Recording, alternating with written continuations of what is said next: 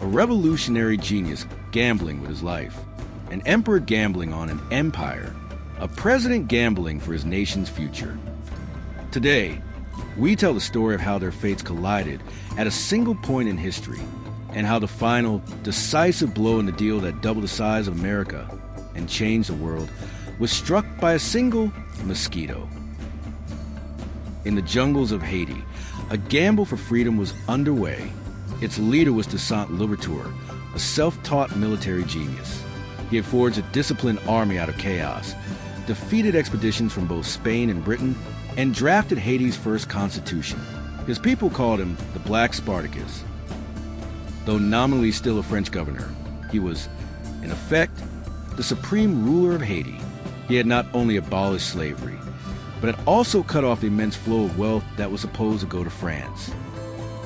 But this genius was ultimately brought down by treachery, lured into a trap under pretense of peace talks, arrested by the French, and shipped to a prison in France, where he would die. Meanwhile, in Paris, the architect of another gamble, this one for empire, was a master of Europe, Napoleon Bonaparte. He dreamed of a vast French-American empire, with its engine and its treasury in the world's richest colony, sugar-producing Haiti. To crush Toussaint's independent power and restore the immensely profitable system of slavery, Napoleon dispatched 40,000 of his finest troops in 1802, commanded by his trusted brother-in-law, General Charles Leclerc. His campaign moved with lightning speed. The rebel armies were shattered, their leader captured. By the summer of 1802, the war of subjugation seemed to be won. At the same time, in Washington, D.C., President Thomas Jefferson was facing economic strangulation. Napoleon controlled Louisiana, and with it, the economic lifeline of the American West, the port of New Orleans. For the sake of his country's future, Jefferson decided to make a diplomatic gamble. He authorized his envoys to go to Paris and offer a fortune, a sum large enough to bankrupt the young United States, to purchase just one thing: a single port. Their mission wasn't to acquire territory. It was to secure the key to their nation's future. But Leclerc's victory was a fatal illusion. He began to execute Napoleon's secret orders, to disarm the black generals and reinstate slavery. As the news spread, the embers of rebellion exploded into a firestorm of island-wide vengeance. Toussaint's generals, like Jean-Jacques Dessalines, unleashed a brutal, scorched-earth guerrilla war. And just as the French army was being dragged into this bloody quagmire, an older enemy awakened in the swamps of the Caribbean: yellow fever. The virus spread like wildfire through the non-immune European soldiers.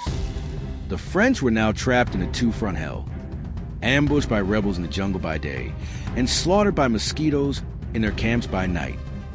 The barracks became charnel houses, filled with fever, vomit, and agonizing screams. In a matter of months, thousands of elite soldiers died, not just from war, but from the dual-pronged assault of disease and combat. This invisible army was destroying Napoleon's invasion force from within. In November of 1802, the French commander himself, General Leclerc, succumbed to the disease.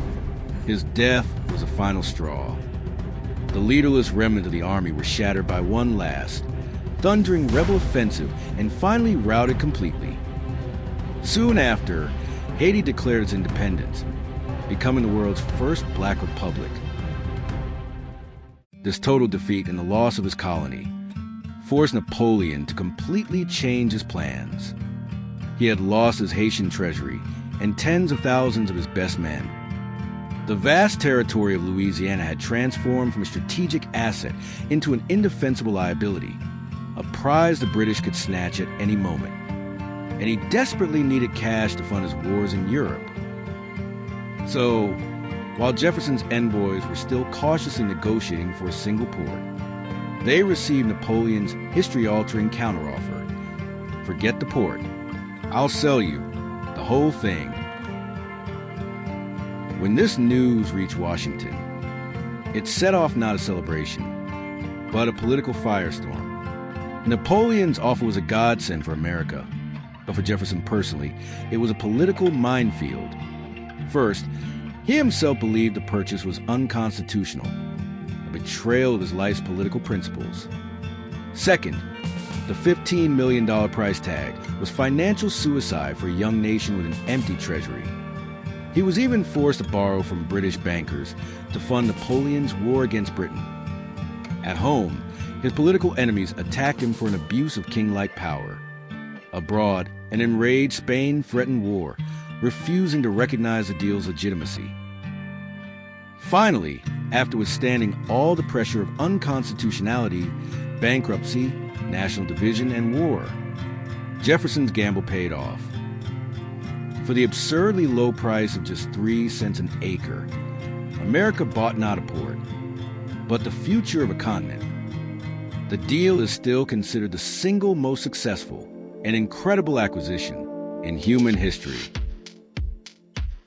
The tragic sacrifice of a revolutionary genius, the shattered dream of an emperor, and the desperate gamble of a president. All of it was tied together by a single mosquito, leading to an outcome no one could have ever predicted. And with that, America's future as a continental power was secured. But what if that mosquito had chosen a different victim? Would America still stretch from sea to shining sea, or would the continent look entirely different today? Drop your what if in the comments. Let's rewrite history together.